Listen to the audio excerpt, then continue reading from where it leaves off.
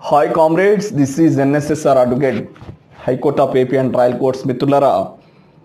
CRPC 154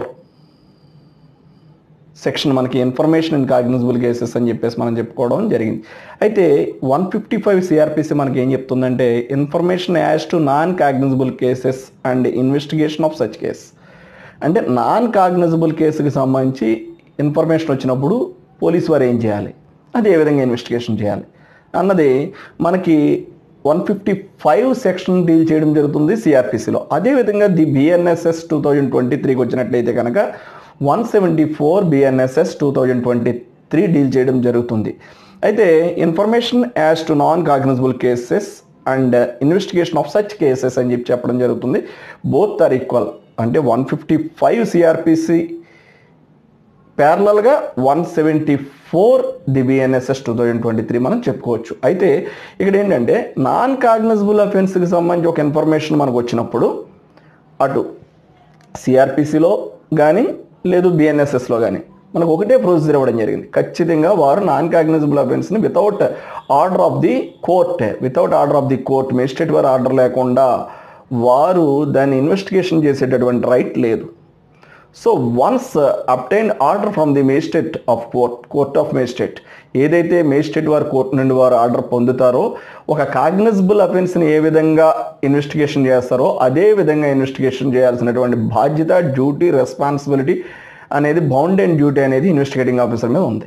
అయితే ఇక్కడ except ఏంటంటే the power to arrest without warrant, అంటే అరెస్ట్ చేసే అధికారం ఉండదు, కానీ ఒక కాగ్నిజబుల్ అఫెన్స్ని ఏ విధంగా ఇన్వెస్టిగేషన్ చేయాలో ఆ విధంగానే ఇన్వెస్టిగేషన్ చేయాల్సి ఉంటుంది. నాన్ కాగ్నిజబుల్ కేసును కూడా ఆ విధంగా చేయాల్సి ఉంటుంది. ఎప్పుడు basing on the order of the court వారు ఆ విధమైనటువంటి ఆర్డర్ ఇచ్చినప్పుడు, ఇన్వెస్టిగేషన్ చేయమని ఆర్డర్ ఇచ్చినప్పుడు మాత్రమే చేయాలి. అంటే ఇక్కడ మనకి ఏంటంటే ఎఫ్ఐఆర్ అనేది, దట్ మీన్స్ ఎఫ్ఐఆర్ అనేది మనకి 4th విత్ కాగ్నిజబుల్ అఫెన్స్లో పోలీసు వారు రిజిస్టర్ చేయాల్సి ఉంటుంది. అదే నాన్ కాగ్నిజబుల్ అఫెన్స్ అంటే ఏంటంటే పట్టదగని నేరము. కాగ్నిజబుల్ అఫెన్స్ అంటే ఏంటంటే పట్టదగిన నేరము వితౌట్ వారెంట్ అరెస్ట్ చేయొచ్చు కాగ్నిజబుల్ అఫెన్స్లో.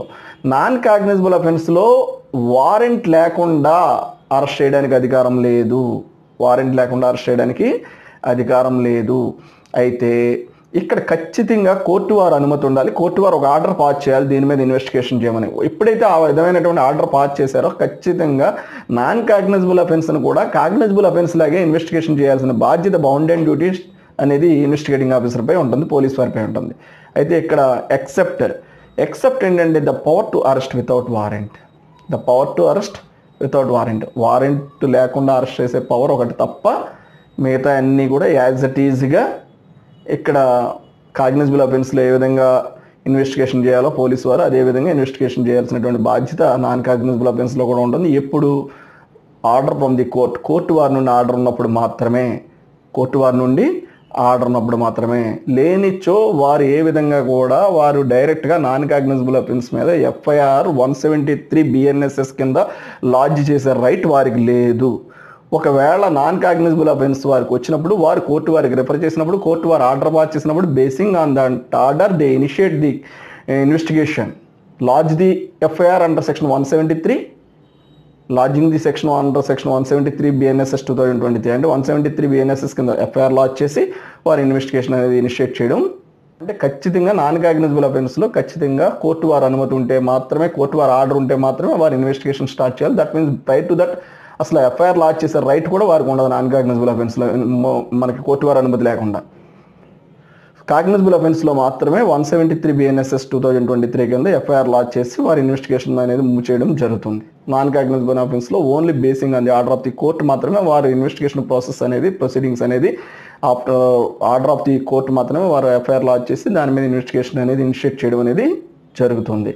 ఇది బేసిక్గా ఏంటంటే cognizable offence, non cognizable offence. ఇక్కడ మన కాగ్నిజబుల్ అఫెన్స్ వచ్చేసి మనకి ఏంటంటే ఇన్ఫర్మేషన్ ఇన్ కాగ్నిజబుల్ కేసెస్ ఏమో 154 సిఆర్పిసి డీల్ చేస్తే బిఎన్ఎస్ఎస్లో మనకి 173 బిఎన్ఎస్ఎస్ 2023 డీల్ చేయడం జరుగుతుంది. నాన్ కాగ్నిజబుల్ అఫెన్సెస్ వచ్చి మనకి సిఆర్పిసిలో 155 సిఆర్పిసి డీల్ చేస్తే 174 బిఎన్ఎస్ఎస్ 2023 అన్న సెక్షన్ మనకి ఇక్కడ ఏంటంటే నాన్ కాగ్నిజబుల్ కేసెస్కి సంబంధించి దానికి సంబంధించి ఇన్వెస్టిగేషన్ ఏ విధంగా ప్రొసీడ్ అవ్వాలన్నది 174 బిఎన్ఎస్ఎస్ 2023లో మనకి చెప్పడం జరిగింది. This is NSSR. If you have any problem please contact 9885 9095 9.